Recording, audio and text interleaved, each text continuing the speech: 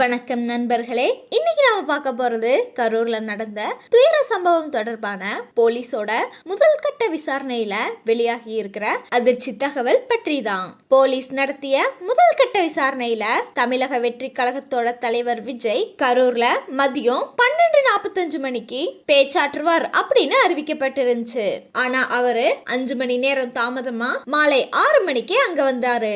இந்த தாமதமே கூட்ட நெரிசலுக்கு முக்கிய காரணமா அமைஞ்சிருந்துச்சு.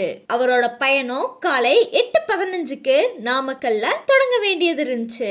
ஆனா 8:45க்கு தான் கிளம்பினாரு. இதனால கரூர்ல 12:45க்கு நடக்க வேண்டிய கூட்டம் 5 மணி நேரம் தள்ளி விட்டுச்சு. விஜய் தாமதமா வருவதால கூட்டம் அதிகரிச்சு மக்கள் நெரிசல் ஏற்பட்டுச்சு.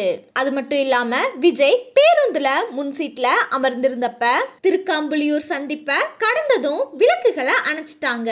இதனால சாலையோரத்துல காத்திருந்த ரசிகர்கள் எல்லாருமே அவரை பார்க்க முடியாம கூட்டம் நடக்கிற இடத்துக்கே வந்துட்டாங்க. விஜய் அவரோட வாகனத்துல கண்ணாடியை திறந்து ரசிகர்களுக்கு கை காட்டி இருந்தா பலர் திருப்தி அடைந்து கூட்டம் சிதறி இருக்கும். ஆனா அவரு கண்ணாடிய மூடிக்கொண்டு போனதுனால ரசிகர்கள் வாகனத்தை பின்தொடர்ந்தாங்க. இதுவே கூட்டத்தை அதிகப்படுத்தி தள்ளுமுள்ளுக்கு காரணமாச்சு. அங்கீகாரம் பெற்ற இடத்துல 10,000 பேர் மட்டுமே வர வேண்டும். ஆனா 25,000ல இருந்து 30,000 பேர் வருகை தந்தாங்க. கூட்டத்தை ஒழுங்குபடுத்த தன்னார்வலர்கள் குறைவாகவே இருந்தாங்க. குடிநீர், மருந்து, மருத்துவ வசதிகள் எதுவுமே இல்ல. காலையில இருந்து கடும் வெயில்ல காத்திருந்த மக்கள் கூட்ட நெரிசல்ல சிக்கினாங்க. இதனால சூழல் கட்டுக்குள்ள இல்லாம போச்சு.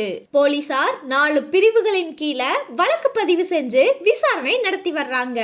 முதல்ல தாவேகா சார்பில் லைட் ஹவுஸ் ரவுண்டானா உழவர் சந்தை மாதிரியான குறுகிய இடங்கள்ல கூட்டம் நடத்துறக்கு அனுமதி கேட்டிருந்தாங்க. ஆனா கூட்ட நெரிசலை தவிர்க்கறக்கு வேலுச்சாமிபுரம் அப்படிங்கிற பெரிய இடம் வழங்கப்பட்டுச்சு. ஆனாலும் எதிர்பார்த்ததை விட அதிக கூட்டம், சரியான ஒழுங்கின்மையால் இந்த துயர சம்பவம் நடந்துவிட்டது அப்படின்னு போலீசார் விசாரணையில தெரிய வந்திருக்கு.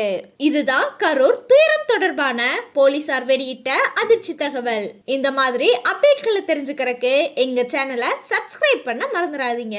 நன்றி.